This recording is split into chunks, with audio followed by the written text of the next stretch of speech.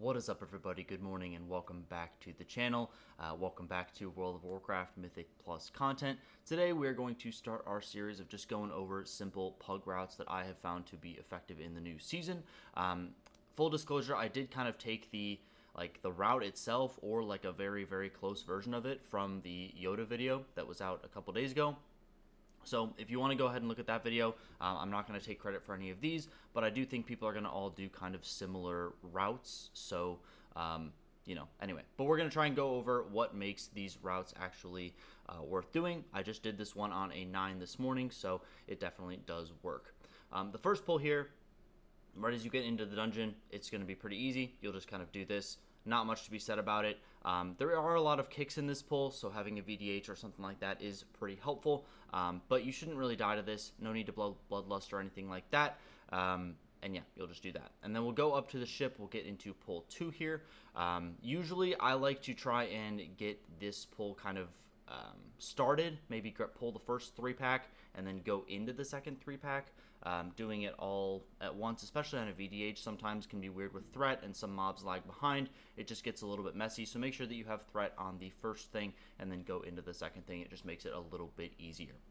If you want to bloodlust this, you probably could on higher keys, but I don't think you need to. I would probably just save it for the boss. The 2 side ships are pretty simple as well. Just kind of priority kick the web mage, just stop any damage that you can, and everything should be okay. We'll go into the first boss, take her out, and then this is where we will fly down to the cathedral over here. So what I like to do is just kind of get down there a little bit early, go right in the door over here, and then just pull the unbreakable mob over here. So this will be the first lieutenant mob that you're going to actually deal with, and we are going to pull her kind of by herself. On higher keys, I was a little bit scared when I was doing the 9, so I made sure that she was down to pretty low HP, and then kind of chain pulled into the commander after the fear went out. So she's going to do this terrifying slam ability where the tank has to get out, or the DPS all need to get away from the tank. I usually like to get her kind of low, have that go out, so you don't need to worry about moving or anything like that, and then going into this next pull here, just so that you don't have to worry about 2 things at once. So this will be a pretty simple pull as well. Just any kicks that you can, but everything else should go pretty smoothly with that one. Once you go outside, we are going to kind of get some more going on here.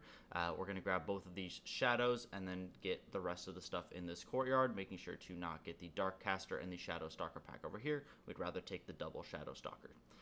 One thing that I would like to be aware of, or you should be aware of if you are a tank, is that these shadow stalkers will actually hit you really hard on pull. So whoever gets aggro on them, they're just going to charge to immediately.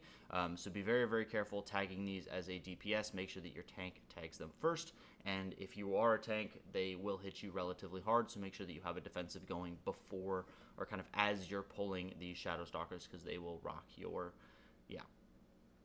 so yeah, we'll get this all gathered, take this out. Shouldn't be too much to deal with, just a couple of the kicks that you're kind of used to. These shadow stalkers don't really do a whole lot once they are in the pack, and then these manifested shadows will just put some swirlies on the ground and do some AoE, but nothing too crazy.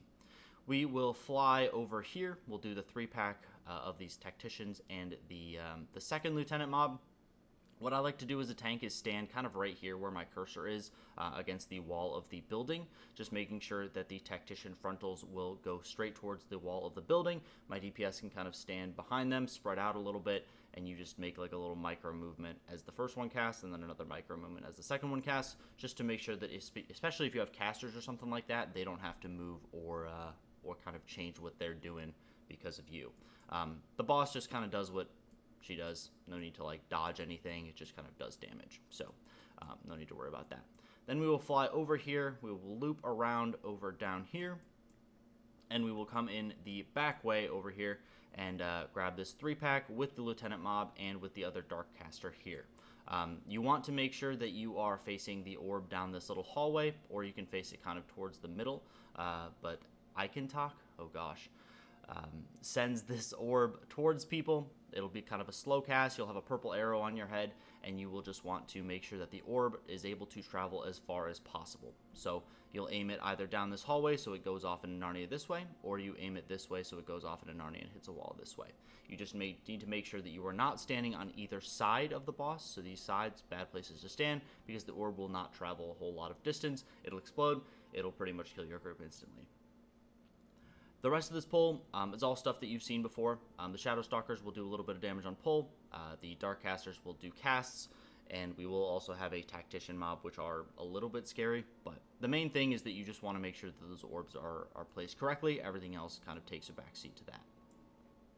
The next pull, there will be a pat that is circling this area this whole time, so if you can't get the pat, these pulls might look a little bit different. So if the pat is, you know, over here by the 5 and 12, you could also like double pull this, you could double pull this, you could chain pull anything. This is going to be a little bit more variable, but usually the pat is going to be done with the 2 Dark Casters over here. It'll be a lot of kicks with the Dark Casters, so you might even want to like do the pat with this and do these 2 over here. But again, this area is going to be pretty variable, but you do want to make sure that you clear this courtyard just so you have a ton of space for a hurmRbwOHqQiupZXl.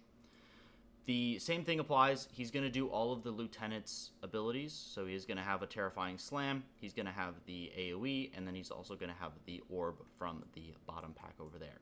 So you want to try and either make sure to send the orb over this way, over to the right hand side, or just send it down into Narnia over here. Everyone should be stacked for the most part in this fight, and then just let the tank jump out, especially if you're like a VDH or something like that. You have just a leap for every single terrifying slam, so just jump over here, try and indicate which direction you are going to jump beforehand. You just don't want people moving around if they don't have to. And then there'll be some adds, you'll cleave those down. They usually go down pretty quick without a hitch. Make sure you kick those as well. And then we'll just take out that boss. We'll go back up to the Dawnbreaker, take out this Architect. He is going to summon 3 waves of adds that you have all seen before. So there's going to be a Dark Caster, there's going to be a couple melee. Should not be a big deal. We'll take him out, and then sometimes you can even chain pull the last 3 pack that he summons into Rashanan. Take out Rashanan, and something to note is that when you are flying, you're on the Dawnbreaker, this is the bridge, like kind of the magic bridge in the center square that you want to fly under. So when Rashanan flies away, he will fly to the secondary encounter area. Wherever the Dawnbreaker is, you always want to like fly into town towards this center square over here. Go under the bridge, because that will guarantee that you are safe. You're in the light of the city, so you won't have that insta-death thing on you. And then you'll fly over here to the secondary encounter area, kill the boss, and there you go. So, but yeah, that was the pug route that I used this morning, and it worked really, really well. I did end up over pulling at some point, but that's a-okay. So hopefully I will make some more in this series. I'll put the link to the route in the description below, so you can always just copy and paste that. Alternatively, you can just go through and click this, but would recommend getting MDT. Thank you guys so much for being patient. I will get back to a regular content schedule here soon. Again, thank you all for the support. I will catch you guys in the next one. Bye-bye.